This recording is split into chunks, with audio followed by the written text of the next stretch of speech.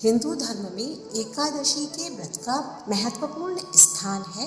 शास्त्रों में कहा गया है कि एकादशी व्रत सभी व्रतों में सबसे महत्वपूर्ण है। ज्येष्ठ मास के शुक्ल पक्ष की एकादशी को निर्जला एकादशी कहा जाता है। इस व्रत में पानी पीना भी वर्जित होता है, इसीलिए इसे निर्जला एकादशी कहा गया है। ऐसी मान्यता है कि मात्र इस एकादशी को कर लेने से वर्ष की सभी एकादशियों का फल प्राप्त हो जाता है। इस व्रत को करने से सभी प्रकार के पापों और कष्टों से मुक्ति मिल जाती है और जीवन में सुख समृद्धि आती है।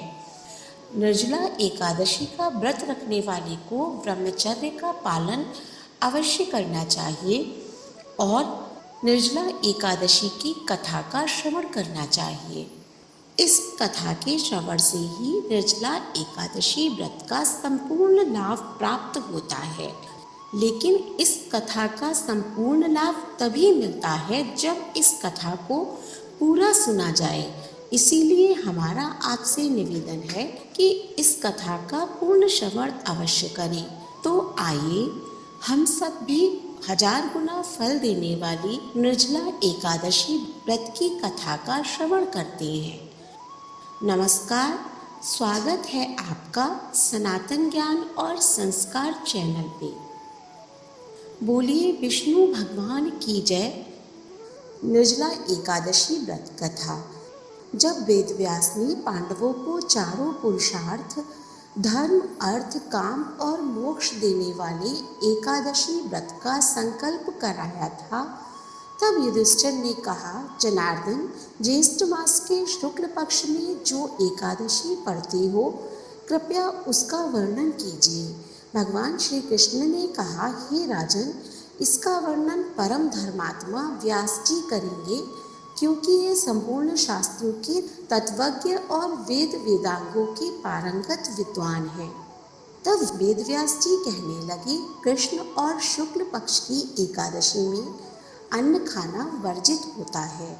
द्वादशी को स्नान करके पवित्र होकर फूलों से भगवान केशव की पूजा करें, फिर पहले ब्राह्मणों को भोजन देकर अंत में स्वयं भोजन करें। यह सुनकर भीमसेन बोले, परम बुद्धिमान पितामह, मेरी उत्तम बात को सुनिए। राजा युधिष्ठिर, माता कुंती, द्रौपदी, अर्जुन, नकुल और सहदेव यह एकादशी को कभी भोजन नहीं करते तथा मुझसे भी हमेशा यही कहते हैं कि भीमसेन एकादशी को तुम भी न खाया करो। परंतु मैं उन लोगों से यही कहता हूँ कि मुझसे भूख नहीं सही जाएगी। भीमसेन की बात सुनकर व्यास जी ने कहा, यदि तुम नरक को दूषित समझते हो और तुम्हें स्वर्गलोक की प्राप्ति अभीष्ट है, तो दोनों पक्षों की एकादशियों के दिन भोजन नहीं करना। भीमसेन बोले, महाबुद्धिमान पितामह, मैं आपके सामने सच कहता हूँ। मुझसे एक बार भोजन करके व्रत भी नहीं किया जा सकता, तो फिर उपवास करके मैं कैसे रह सकता हूँ। मेरे उदर में व्रक नामक अग्नि सदा प्रज्वलित रहती है, अतः जब मैं बहुत अधिक खाता हूँ तभी यह शांत होती है। इसीलिए महामुनि, मैं पूरे वर्ष भर में केवल एक ही उपवास कर सकता हूँ, जिससे स्वर्ग की प्राप्ति सुलभ हो तथा जिसके करने से मैं कल्याण का भागी हो सकूँ। ऐसा कोई एक व्रत निश्चय करके बताइए, मैं उसका यथोचित रूप से पालन करूँगा। व्यास जी ने कहा, हे भीम, ज्येष्ठ मास में सूर्य वृष राशि पर हो या मिथुन राशि पर हो, शुक्ल पक्ष में जो एकादशी हो, उसका यत्न पूर्वक निर्जल व्रत करो। केवल कुल्ला या आचमन करने के लिए ही मुख में जल डाल सकते हो। उसको छोड़कर किसी प्रकार का जल विद्वान पुरुष मुख में न डाले, अन्यथा व्रत भंग हो जाता है। एकादशी को सूर्योदय से लेकर दूसरे दिन के सूर्योदय तक मनुष्य जल का त्याग करे तो यह व्रत पूर्ण होता है। इसके बाद द्वादशी को प्रभात काल में स्नान करके ब्राह्मणों को विधि पूर्वक जल और सुवर्ण का दान करें। इस प्रकार सब कार्य पूरा करके जितेंद्रिय पुरुष ब्राह्मणों के साथ भोजन करें। वर्ष भर में जितनी एकादशियां होती हैं उन सबका फल इस एक निर्जला एकादशी से मनुष्य प्राप्त कर लेता है, इसमें तनिक भी संदेह नहीं है। शंख चक्र और गदा धारण करने वाले भगवान केशव ने मुझसे कहा था, यदि मानव सबको छोड़कर एकमात्र मेरी शरण में आ जाए और एकादशी को निराहार रहे तो वह सब पापों से छूट जाता है। कुंती नंदन, निर्जला एकादशी के दिन श्रद्धालु स्त्री पुरुषों के लिए जो विशेष दान और कर्तव्य विहित है उसे सुनो। उस दिन जल में शयन करने वाले भगवान विष्णु का पूजन और जलमयी धेनु यानी पानी में खड़ी गाय का दान करना चाहिए। सामान्य गाय या घी से बनी गाय का दान भी किया जा सकता है। इस दिन दक्षिणा और कई तरह की मिठाइयों से ब्राह्मणों को संतुष्ट करना चाहिए। उनके संतुष्ट होने पर श्री हरि मोक्ष प्रदान करते हैं। जिन्होंने श्री हरि की पूजा और रात्रि में जागरण करते हुए इस निर्जला एकादशी का व्रत किया था, उन्होंने अपने साथ ही बीती हुई 100 पीढ़ियों को और आने वाली 100 पीढ़ियों को भगवान वासुदेव के परम धाम में पहुंचा दिया है। निर्जला एकादशी के दिन अन्न, वस्त्र, गौ, जल, शैया, सुंदर आसन, कमंडलू तथा छाता दान करना चाहिए। जो श्रेष्ठ तथा सुपात्र ब्राह्मण को जूता दान करता है वह सोने के विमान पर बैठकर स्वर्गलोक को प्रतिष्ठित होता है।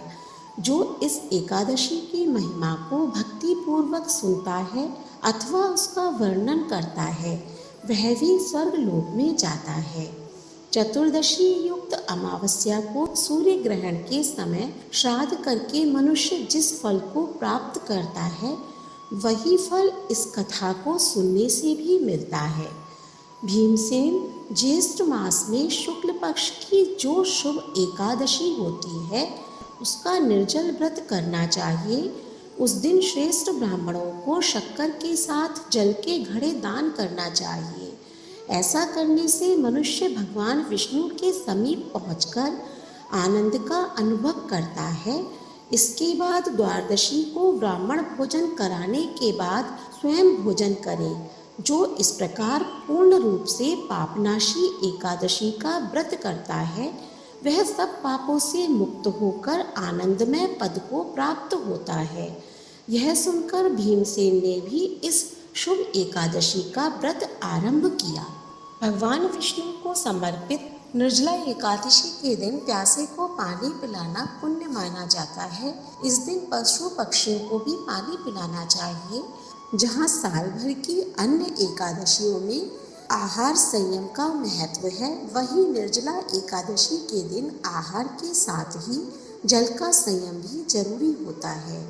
इसे पांडव एकादशी या फिर भीमसेन एकादशी के नाम से भी जाना जाता है। इस प्रकार जो इस पवित्र एकादशी का व्रत करता है उसे पूरे साल की एकादशियों का फल प्राप्त होता है और वह समस्त पापों से मुक्त हो जाता है। आप भी निर्जला एकादशी के दिन इस कथा का श्रवण अवश्य करें और इस वीडियो को ज़्यादा से ज़्यादा शेयर करें जिससे और लोग भी इस कथा का श्रवण कर सकें। ऐसी ही धार्मिक वीडियोस देखने के लिए हमारे चैनल को सब्सक्राइब करें। धन्यवाद।